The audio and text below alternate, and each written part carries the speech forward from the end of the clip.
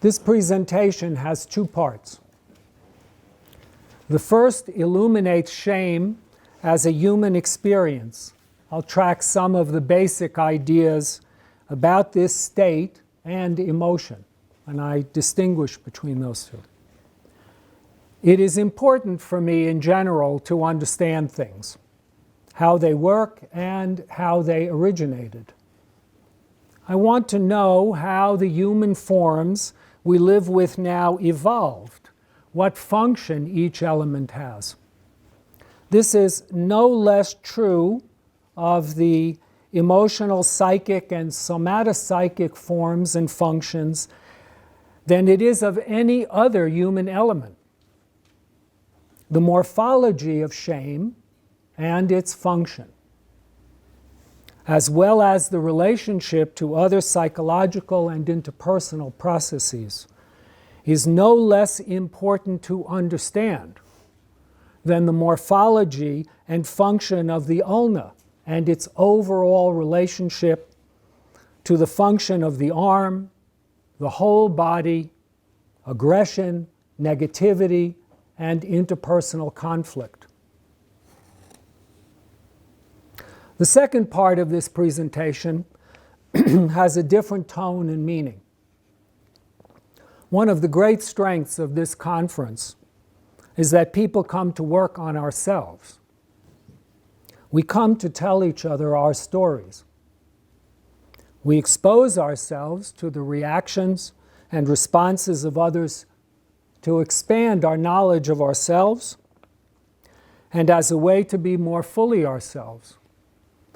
It is in this spirit of sharing and learning with and from each other, of affecting and being affected by each other, that I will tell you a part of my story, as a way to illuminate the somatopsychic and emotional reality of shame and its corollary states: humiliation, chagrin, embarrassment.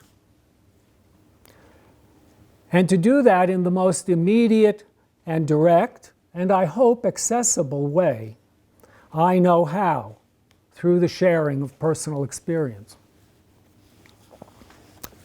The origin of shame. Using a bioenergetic perspective is very useful here. The somatic process observable in shame states is cringing. Cringing is an involuntary reaction in which the person pulls inward from the surface of the body. It reflects a movement to make oneself smaller. The often expressed impulse is to make oneself disappear.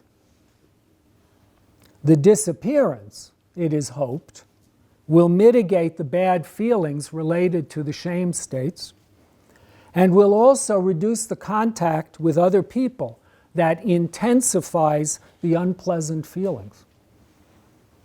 From a bioenergetic standpoint, this is a very specific action. It is a generalized contraction of the body pulling from the periphery inward. It is not a collapse or a contraction in specific neuromuscular groups. It is not a generalized tightening. Cringing causes a person to pull back from expansion into the environment. So the movement is out into the environment, and cringing does this. It causes the person to shrink back from the edge of contact with another person. In the moment of this shrinking, various emotional states are engendered which relate to the shrinking. These emotional states include, in order of ascending unpleasantness, bashfulness, embarrassment, humiliation, guilt, shame.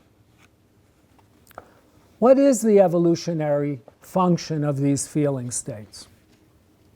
In order to answer that question, even in a beginning way, Shame and related states have to be understood as fundamentally part of relationship systems. Shame is part of two systems. One is the system of developing and maintaining positive self-regard. This is narcissism. And so is part of a relationship to the self.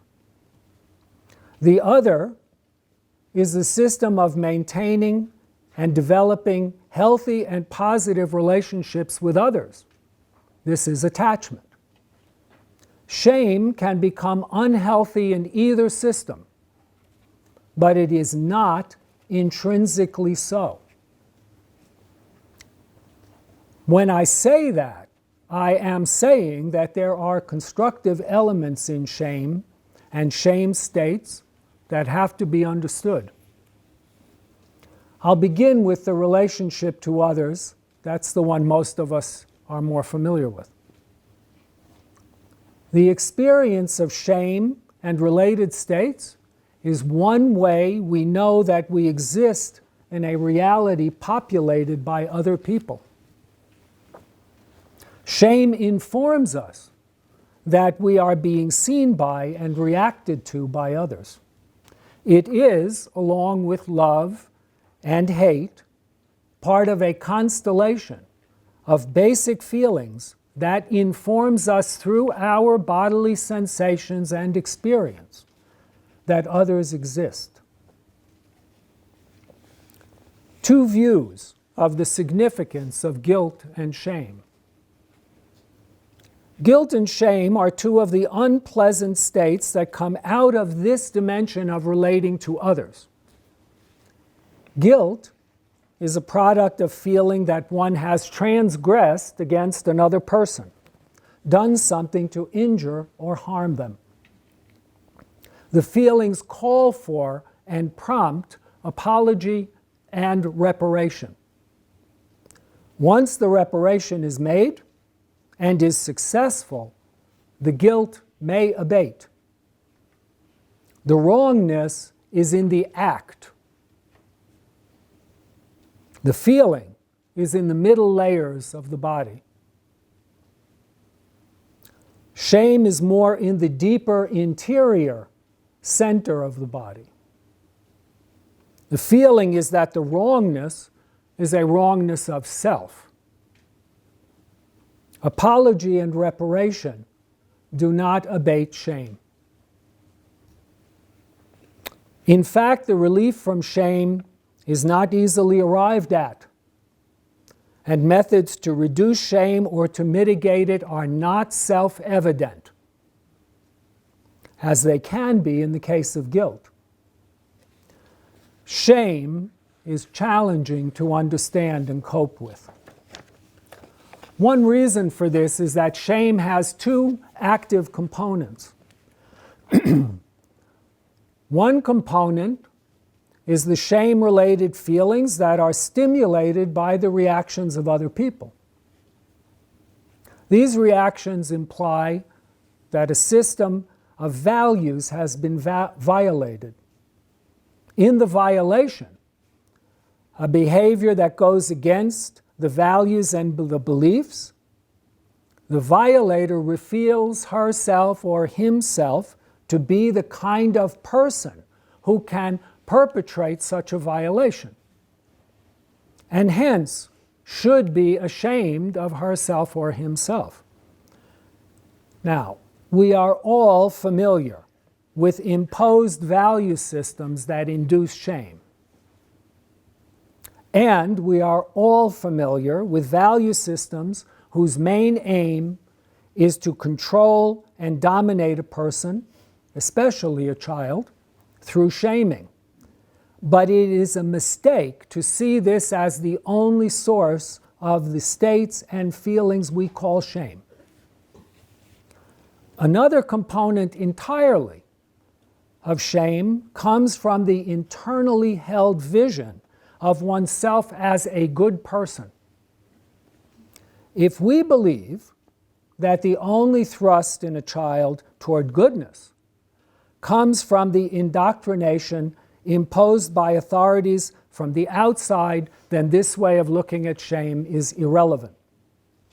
But if we believe, as I think most, if not all of you sitting here today listening to me believe, that there is an impulse to goodness in all people, then shame also reflects a person's failure to live up to her or his own standards. The creation of an aspirational image of oneself to strive for, an idealized self, seems to be an established element in personality development. It is a compound of endogenous elements springing from our evolutionary heritage, then exogenously from the early interactions with those around us, and perhaps as well from metaphysical sources beyond our comprehension. It seems indisputable that people have a thrust to do what is good and right. The relationship between shame and self-esteem. Healthy, positive self-regard requires an ability to adjust our view of ourselves to include negative or destructive attributes. The person feeling bad about what he or she has done has to have ways of repairing the damage done so as to feel better about him or herself. The person who feels bad about who she or he is must also have an effective response to those feelings. The response must, in my view, contain a mature effort to face the feelings and what they mean. It cannot include shirking from whatever reality about myself is revealed by the bad feelings. Developing a mature capacity to face one's destructive feelings and impulses, greed, envy, hatred, sadism, etc., is necessary for the development and maintenance of self-esteem. Shame signals the possibility that one has felt and even behaved in ways that do not correspond to the kind of person one aspires to be. Disregarding that shame closes a person off from knowing themselves and from knowing the effect she or he has on others. Much of the history of human thought, spiritual search, political theory, and psychological investigations is permeated by the urgency of understanding human destructiveness. Is the urge to destroy, to harm, to cause suffering, to inflict pain, to dominate, to exploit, intrinsic to the species? An unavoidable part of the human condition? Or are these urges breakdown phenomena caused by unresponsive or uncaring or cruel and damaging adults during a child's development? It matters a great deal, particularly for us therapists, which position is believed. The relational function of shame. The latter view, that shame is the product of interaction with others, rests on the observation and experience we have all had of people trying to make us feel small and to feel bad about ourselves as people.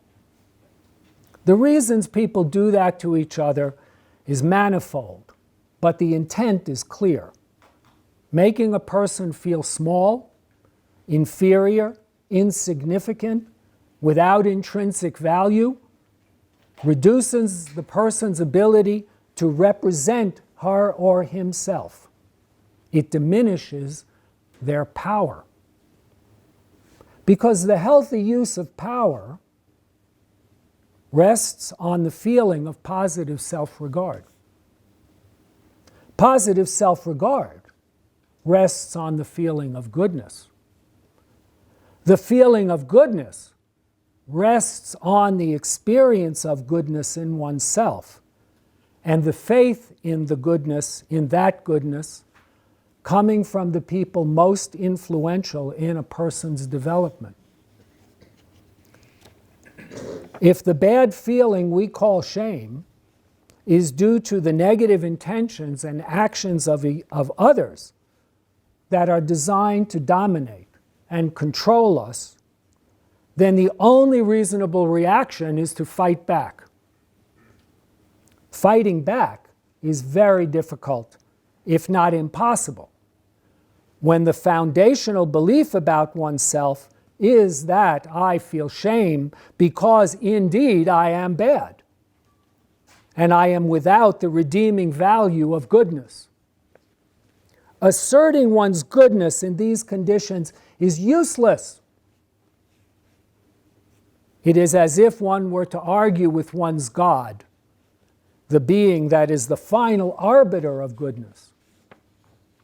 If, however, we believe that some feelings of shame are inevitable in life, that each of us, no matter how good a person, is sufficiently flawed that destructive, uncaring, self-interested acts will not be avoided, then responding constructively to shame and the reasons for feeling it requires a foundation of positive self-regard to buoy and support ourselves through the arduous and challenging task of facing our own destructiveness. Metabolizing that knowledge of the destructiveness in us and effecting any repair to others and change to ourselves that may be required. In the absence of that foundation,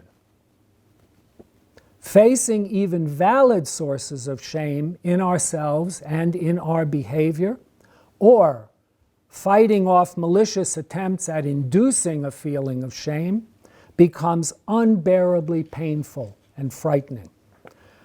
The person without the foundation of positive self-regard is poised over a cesspool, bottomless pool of self-recrimination, guilt, torment, truly the fires of hell. Eternal punishment. In fact, the intention may be to consign that person to hell. Punishment for her or his crimes against me. Again, depending on what we believe, we may understand hell as a boogeyman phenomenon, a creation to frighten and control people who are doing nothing wrong. My research suggests otherwise. I have found that the drive to revenge and the need to make oneself even again, on an even par, in relation to another, these urges are related to each other. We are driven to repair ourselves by inflicting on the other what they inflicted on us. And we are driven to restore equivalence of value between us and the other who has abused us. We are driven to it as a necessary act to restore our own positive self-regard. The creation of hell. In the most pathological of families, a child, a dependent, becomes the object of a frustrated, twisted drive in the parent or parents. Someone has to pay for the parent's suffering, for the mistreatment he or she or they have endured. The parents, either individually or collectively, incapacity to function effectively in interpersonal reality, limits her or him to relating to the child as the perpetrator. Consigning the child to hell for perceived evil and malevolence is the outlet for the parent's desperate need that someone should be made to pay for the injustices done and the suffering caused her or him. As I often felt my maxim in life to be, time wounds, all heals. One of the awful twists in this dreadful situation is that the child, who is now the object of indefensible indictment, becomes the enraged, hateful, malevolent being the parents accuse him or her of being. Or at least that's what happened to me. When a person cannot stay suspended over the pit of self-loathing, the hell to which he or she has been consigned, the unbearable pain and hopelessness for redemption can drive the person to suicide. To avoid the catastrophic deflation and collapse such an attack can initiate, the person may, as an alternative to suicide, inflate him or herself, trying desperately to remain above the pit, using all the energy she or he has to stay inflated, at whatever cost to her or himself or to others. This way of defending against catastrophic ego deflation results in attitudes and behaviors that we refer to as narcissistic defenses. In the absence of healthy, positive self-regard, a person generates reactions to counter the inner feelings of worthlessness and the humiliating and shaming attacks coming from the outside. These defensive, aggressive attitudes and behaviors include superiority, omniscience, derision, ridicule, and the like. A personal story.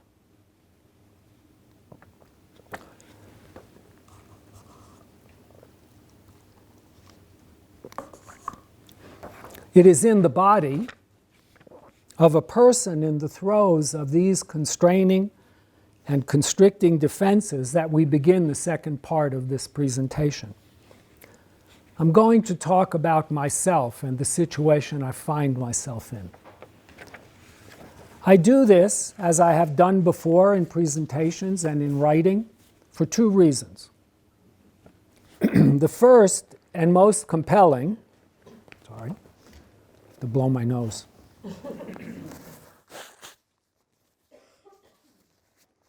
Is that I have spent almost 50 years in intensive psychotherapy working to build my capacity to bear witness to myself.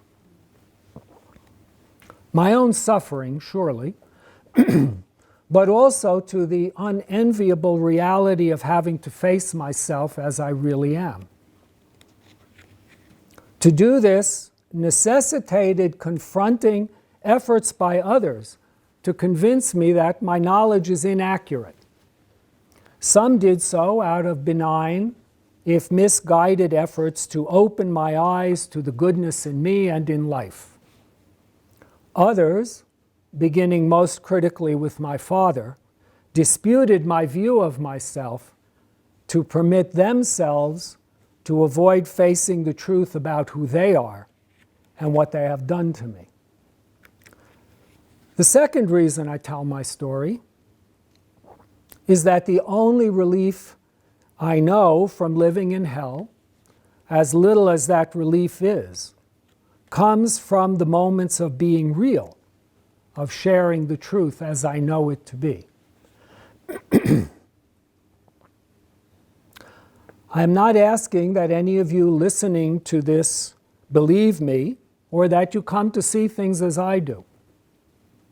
If there is a resonance for you in what I describe, and you find that disturbing, I hope you will avail yourself of the wonderful resources at this conference to get help, comfort, companionship in facing what you face. I do. I ask that you respect the fact that I have spent all this time and effort in a sincere and ever-deepening effort to face and know myself and the reality around me. I have exposed and revealed myself to therapists in individual and group and family therapy, and to colleagues and friends. My life was saved by one therapist, and most importantly, I was loved, fought with, confronted by a woman whom some of you knew.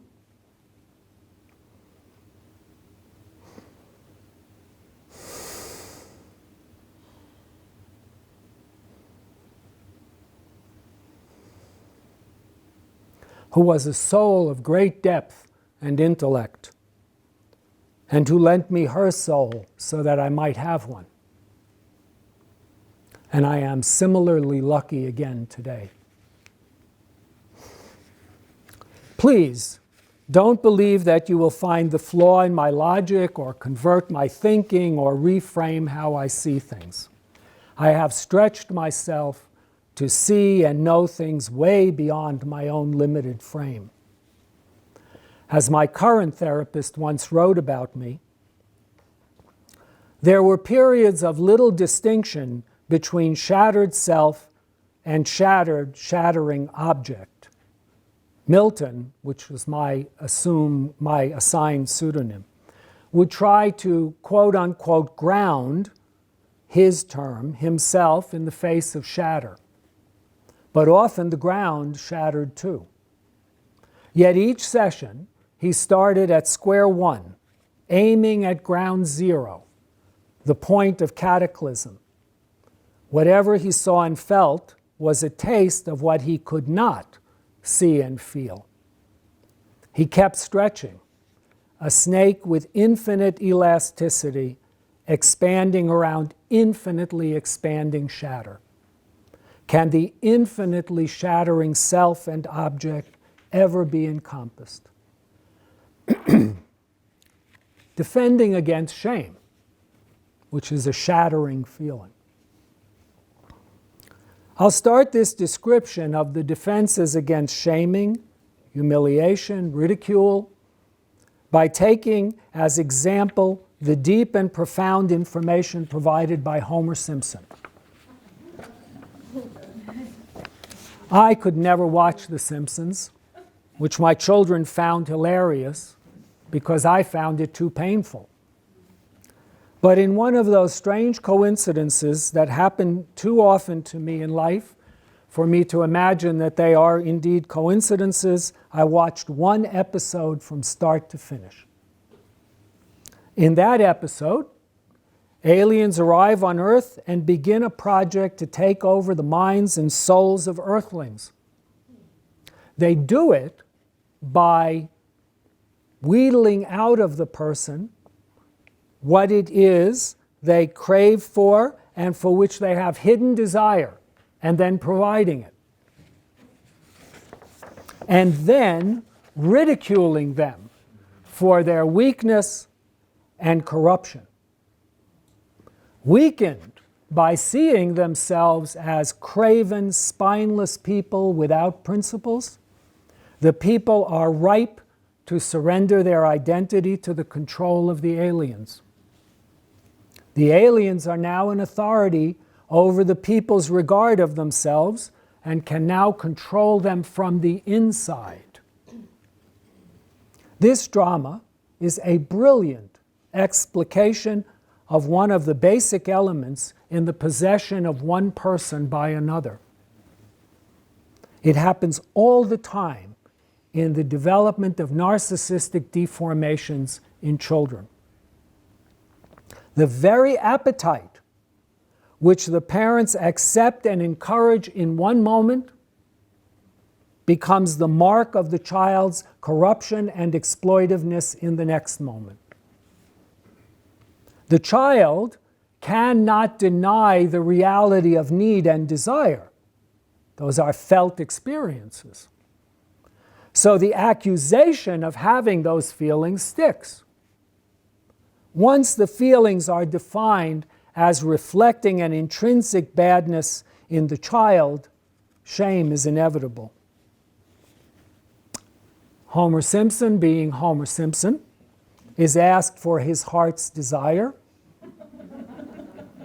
which, unsurprisingly, obviously to some of you, turns out to be beer and donuts. And then more of the same. When the aliens confront him with his greed, his moral corruption, self-centeredness, his response is, "Yep, you got me there." In this moment,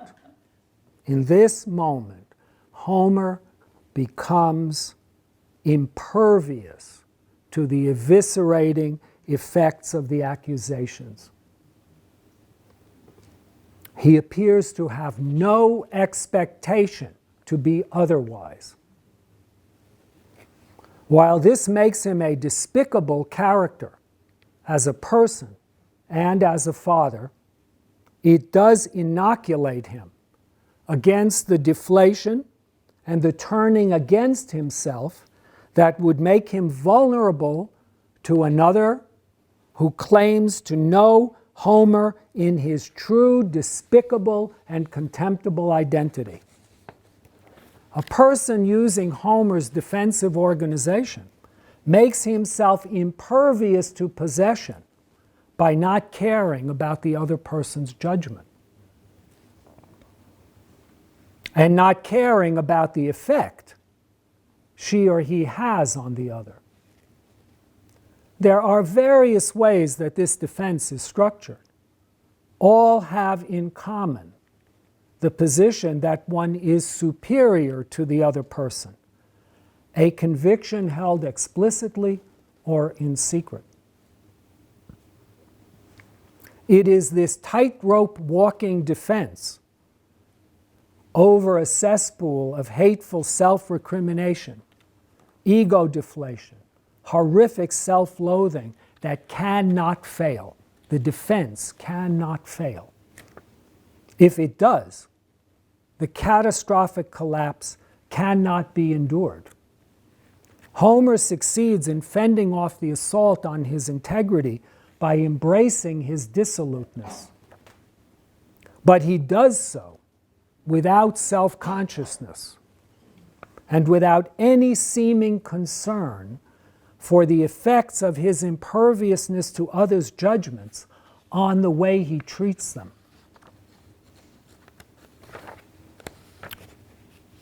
Coping with shame. Without durable, sustainable, positive self-regard, shame becomes unendurable and unworkable. The somatopsychic states of shame grind on against the core being without cushion. A literary version of this is depicted unflinchingly in the novel A Little Life by Hanya Yanagihara. The protagonist is a bright, complex human being. The shame that pervades his life from early sexual abuse and other mistreatment cannot be abated by the love and care of others. Neither those relationships nor his success as a functioning person can create what has been destroyed in him. That is, the possibility to regard himself positively as a way to contend with the shame and self-loathing he feels. Tantalizingly, for us therapists among us here, and for all of us really, we are told that he could never bring himself to share this inner reality and its origins with anyone. I can tell you, that sharing that inner reality with people who care and can receive it is insufficient by itself to undo the damage to the self like this. This reality is anchored in two poles, which I find most easily explained in personal terms. In 2013, I went to boxing camp. I have trained as a boxer for more than 25 years, but I never stepped in the ring. On the last night, there were bouts intended to be training matches between fighters matched for size and weight, 2 rounds. I can tell you that 2 one-minute rounds last longer than you could ever imagine. When I returned to my corner after round 1, I was filled with a white terror so intense that everything disappeared. It consumed me. What was left of my consciousness could not imagine how I would go back out for round 2. I have had some cataleptic experiences in my life, total loss of body, muscular control. Very few because I guard myself against it happening. This time, in the ring, as I have so much in my life, I threw myself back into the ring. I could feel my back pushing me back to the center of the ring. The endless betrayal by my body, being overcome with terror when I want to fight for my life, is itself one source of irresistible shame. The second pole in the destruction of positive self-regard is the irrefutable truth of my experience that by the time I was 4 years old, I would have murdered my mother in her sleep if I could have, to escape her to my father. This is not a metaphor for how enraged I was or how hateful. This is a transformative process in which my inner being was altered. This was followed ultimately by a rescue by a father who was very charismatic and with whom I was merged, and who was himself a thoroughly corrupted person who believed that what he felt and believed was intrinsically correct. Omniscience is a far greater danger than we know. And so any actions arising from that quote-unquote knowledge that he had were intrinsically valid and unimpeachable. The state of terror I experienced is associated with the reality of my mother's being, a despair and emptiness beyond words for description. At least I haven't found the words. I have come to call it the dead end of everything. There is nothing there. No life, no beauty, no goodness, no benevolence, no pleasure. The malevolence I was exposed to, which was in the beings and lives of both my parents, saturated and transformed me. My task has been to face that malevolence and decide from moment to moment how to live it in its expression and in the restraint of its expression. Some years ago, my son gave me a birthday card that said, "Thank you for all you do for us and for all you do not do."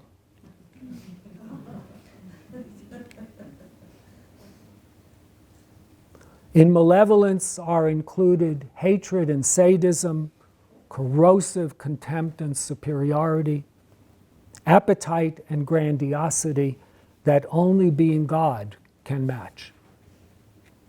The saturation in malevolence destroys the pathway to goodness and to benevolence. The central character in a little life cannot manage it. I cannot manage it.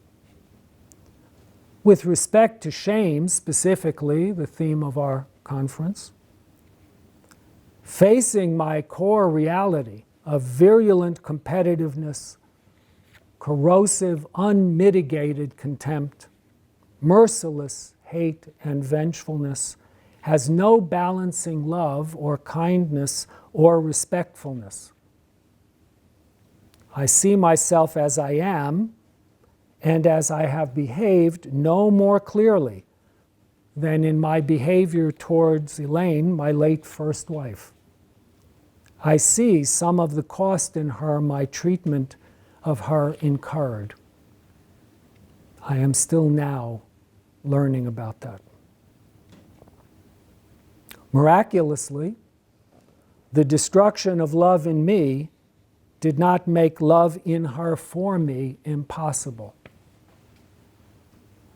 With her help, and that of others, I constructed a version of myself that corresponded better to what I have come to see and believe in, a life I would not be ashamed of. What can be done?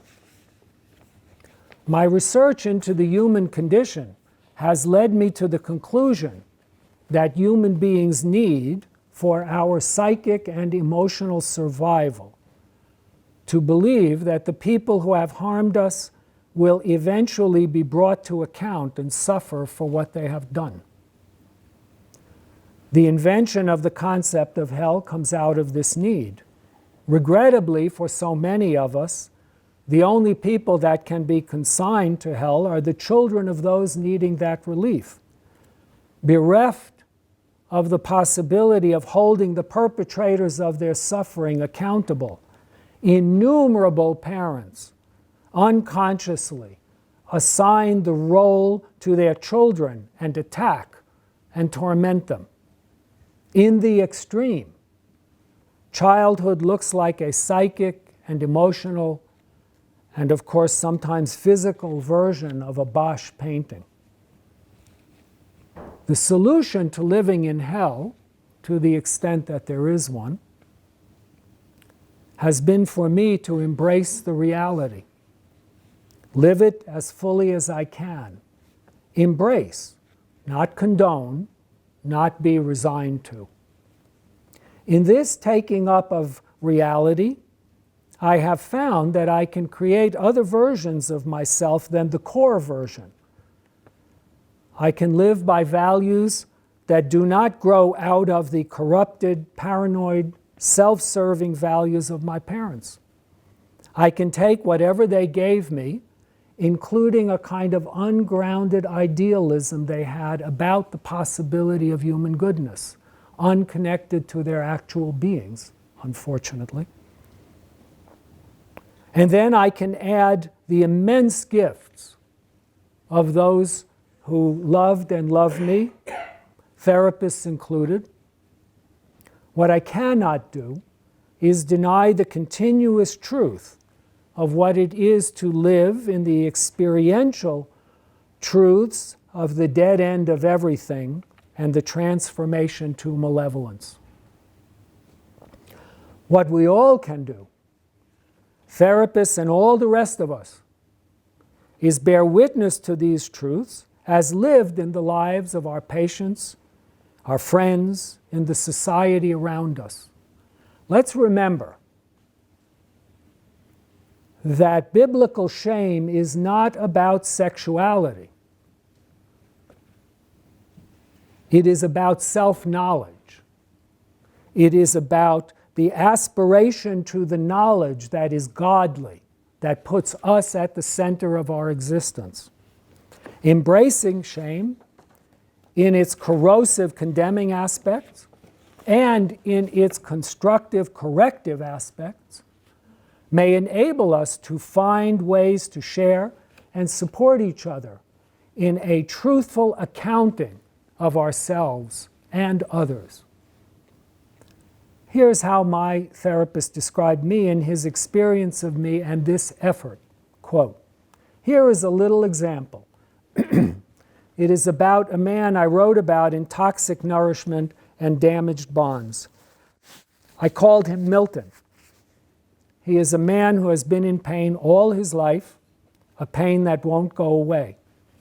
I don't know whether it will go away or not. I have no idea, and he doesn't either. It is awful. He would commit suicide, if not for what, I'm not sure.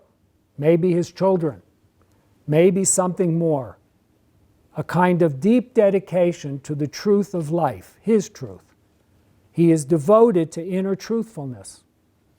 We have been together many years, and he was in therapy many more years with people before me.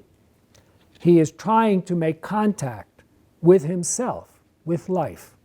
He is committed to his search.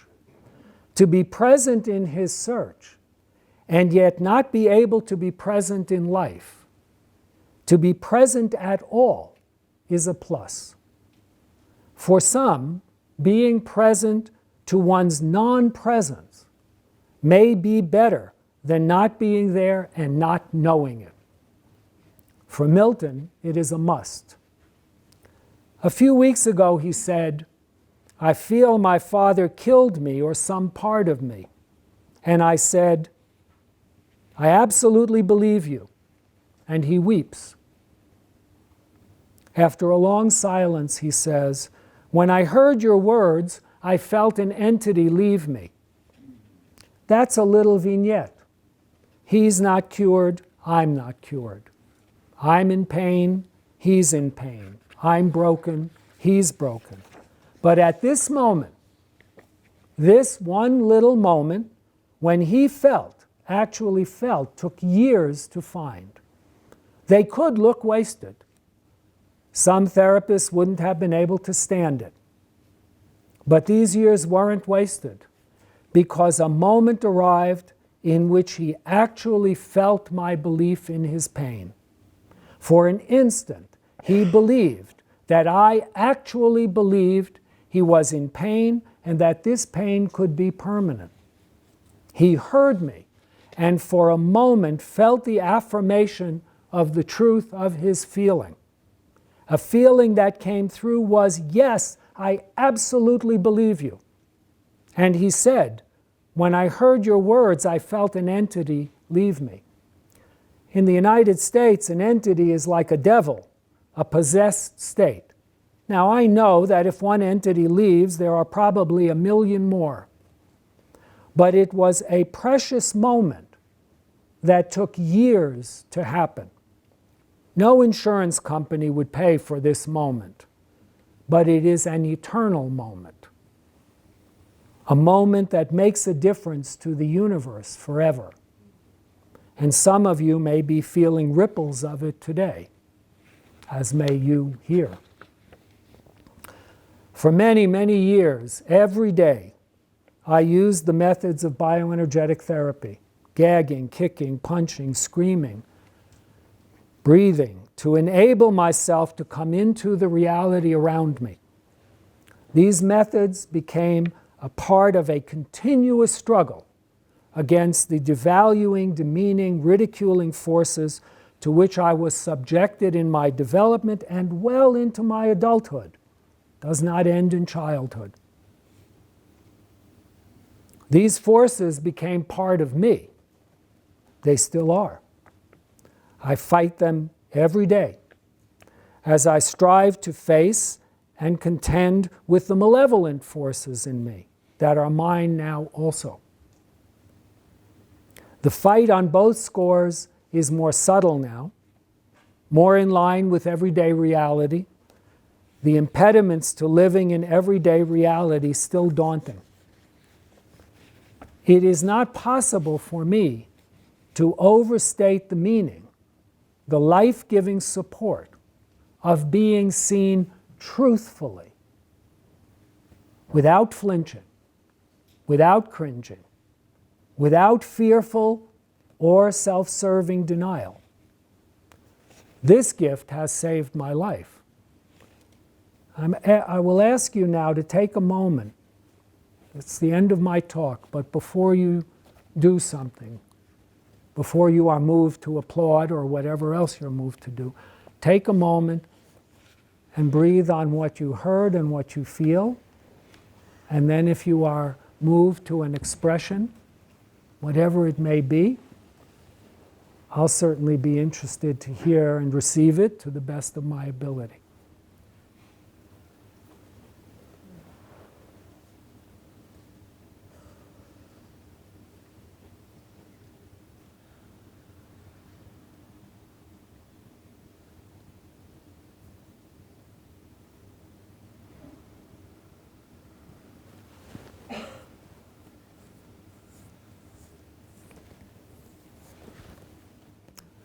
What I say at the end of all my talks is thank you for allowing me to tell you my story. I've come to understand this better. Thank you for allowing me a moment to be truthful. Thank you all very much.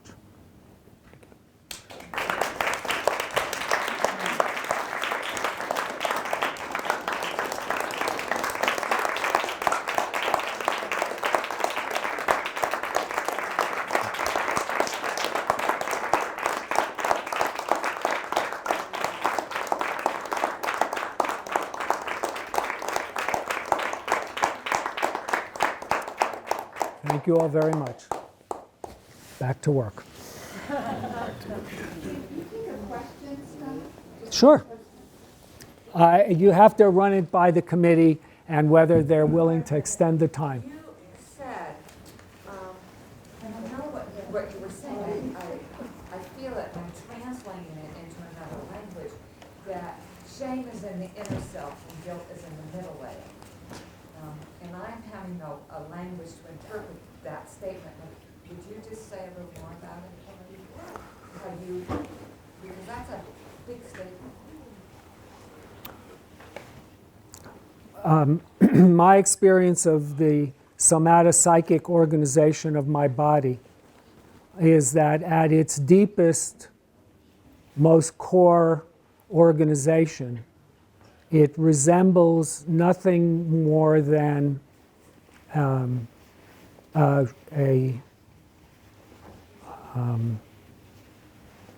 column, an open.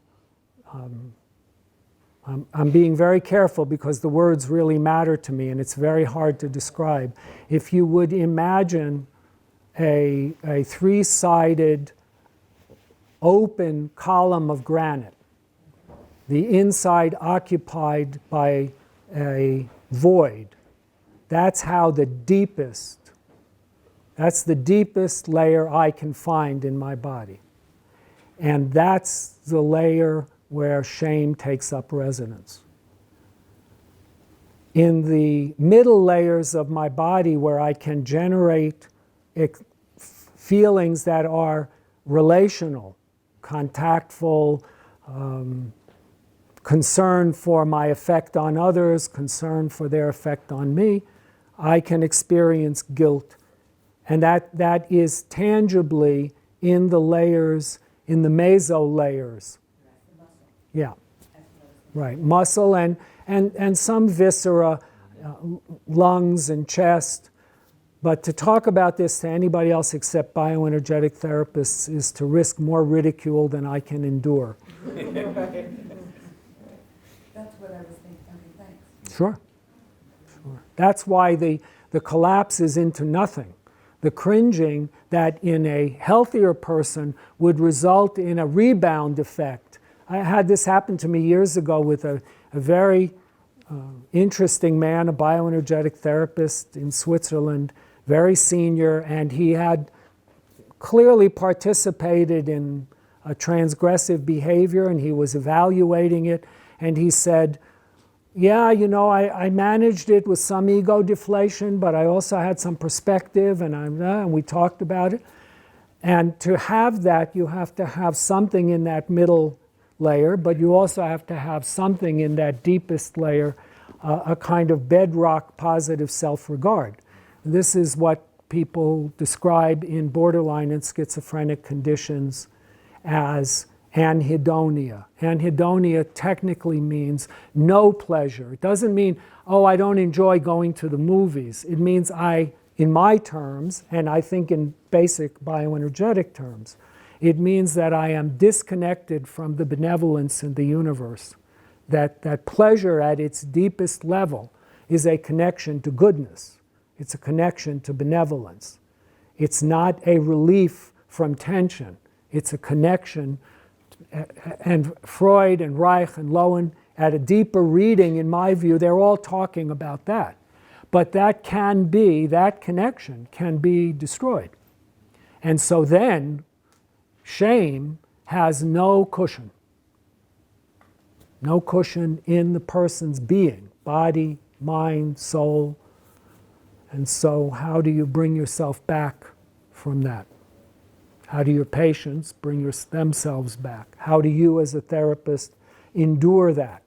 Like Mike Eigen said about me, not every therapist is built for that. Years and years of that experience. Not knowing where it will go to.